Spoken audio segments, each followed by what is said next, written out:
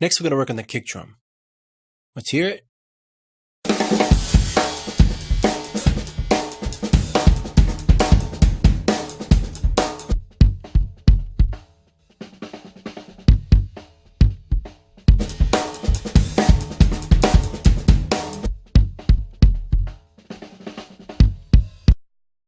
Let's start off by making it sound more even by controlling the level by using a compressor.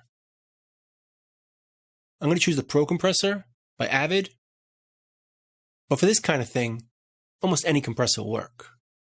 I'm going to try to keep it subtle, not looking to smash it or bring out the attack too much, just want to control the level to make it sound more even. I'm going to choose Average as the type, which tends to be a bit smoother. We'll use a 3-to-1. Let's see what it sounds like.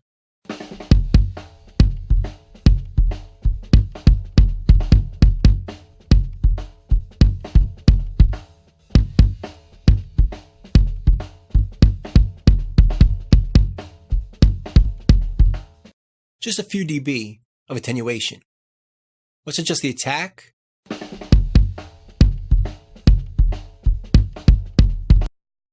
Now if we make this too slow, the transients of the kick will get through too much. We won't really be doing much. If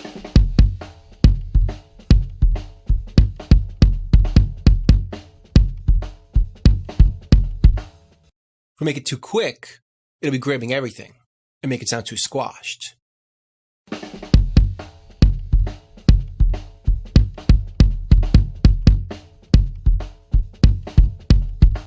So about here feels pretty good. Now for the release, we want to make it kind of quick, so it snaps back between each hit, but again not too quick, where it starts to sound squashed.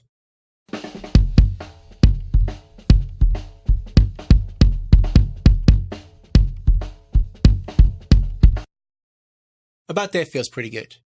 Bypass it.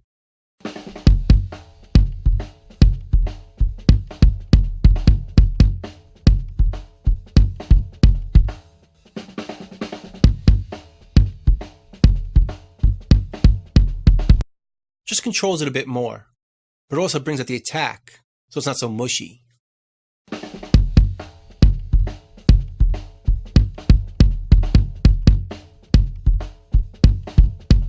Let's hear it in the track.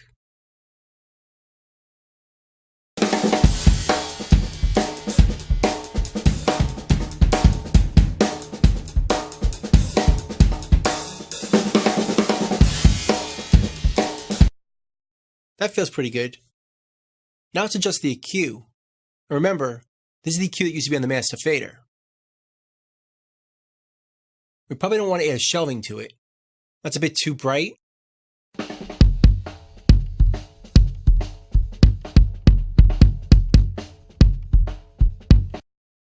There's not much frequency information that high. So we'll get rid of this and use a peak EQ or parametric EQ instead. Let's get rid of this for now. And let's boost this one.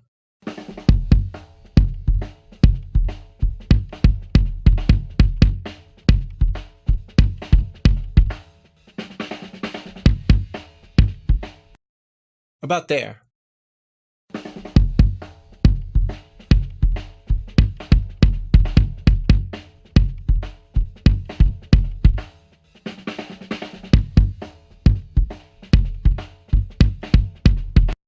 It brings out the attack, or the beater, a bit more. Again, let's hear it in the track.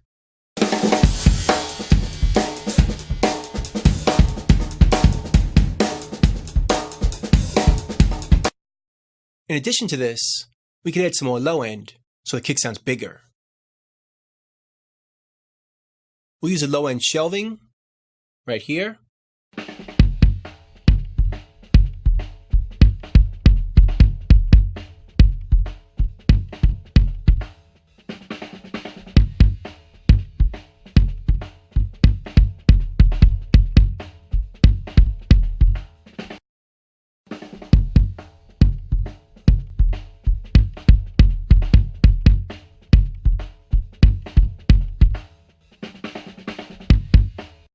Right about there feels good. Let's hear that in the track.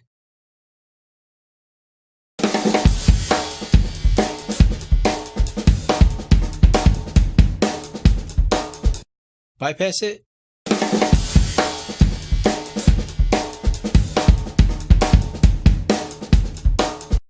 It definitely sticks out more and punches through. So now I want to try another trick to adding low end to kick drums. We could do it by adding a tone to the kick drum that only cuts through when the kick hits. So let's make a new track. We'll make a mono audio track.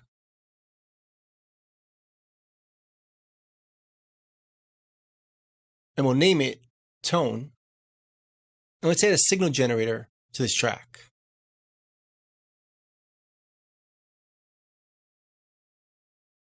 Let's bring the frequency way down to about 50 Hertz. Let's bring the gain up a bit, and let's hear this tone.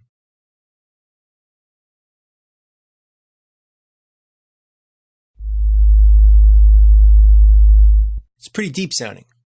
If your speakers don't go down that far, you might not even hear it. But it'll make this kick drum sound deeper, especially if the kick doesn't have much low end to begin with. But the way to trigger it is by adding a gate to it that's triggered from the kick track. So let's add a gate here.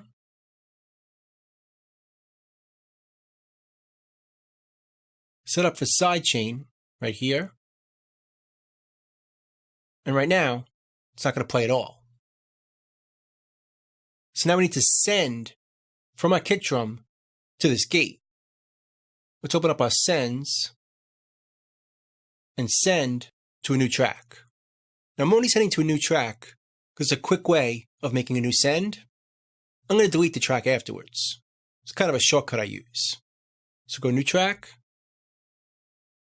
mono, aux input, and we'll name it sidechain.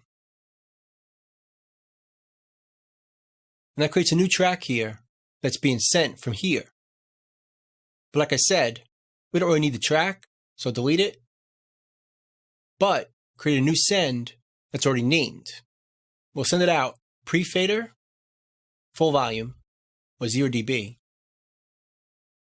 This way, where we set this volume isn't really going to matter. The gate's going to work the same way as far as triggering, regardless of where the fader is, which is important. So now we'll go back here and bring the volume up a bit and adjust our gate, which is now triggering from our kick drum.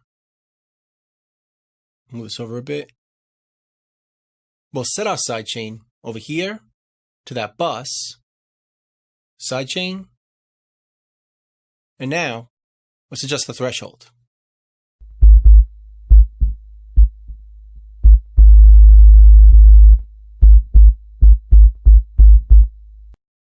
Notice it only comes through when the kick is playing.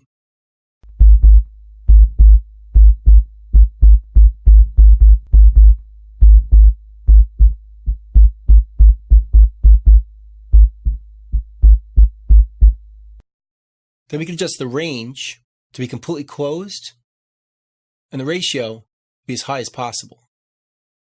This way it's going to turn on or off, nothing in between.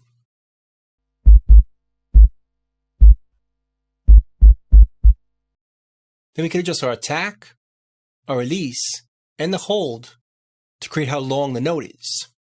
The longer the hold or release is, the longer the note. And the attack decides how quickly it comes in.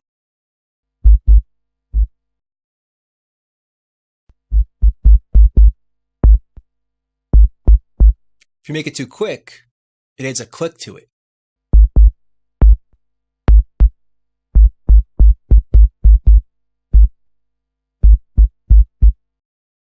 Let's see if we need that.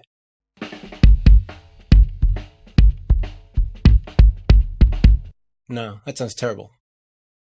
We don't need that.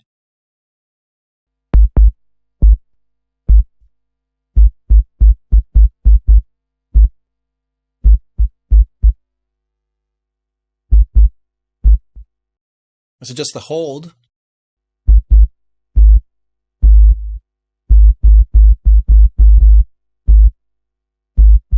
To make the note nice and long, and the release decides how it fades out at the end. If it's quick, there's a click at the end.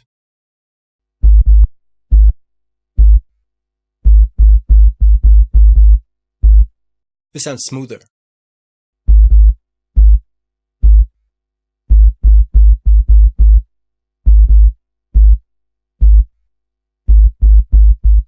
That feels pretty good. Now let's mix it with the real kick.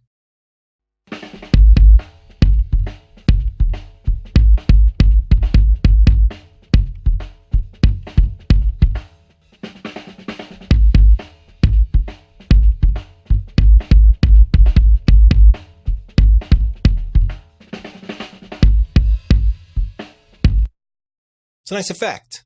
Let's see how it sounds with the rest of the drums.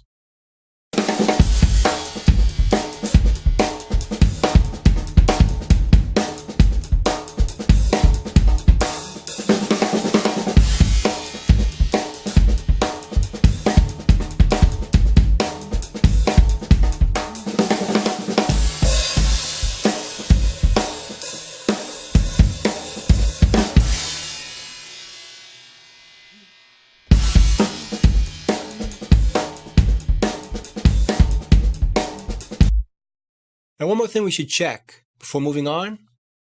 Let's turn the tone off. Go back to our EQ. Let's make sure the phase of the kick drum works with the overheads in the room.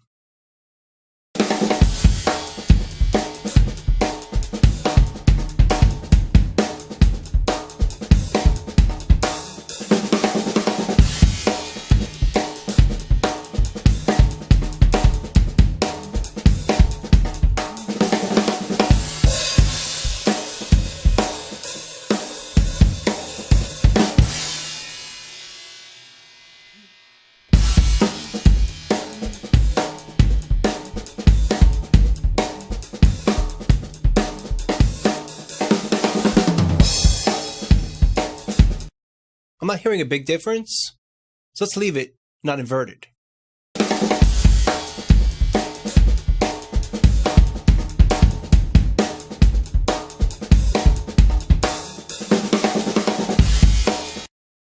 Before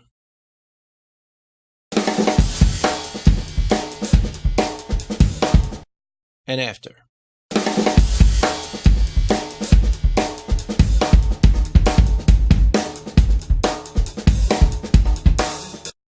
That feels pretty good. Let's go with this for now, and let's move on.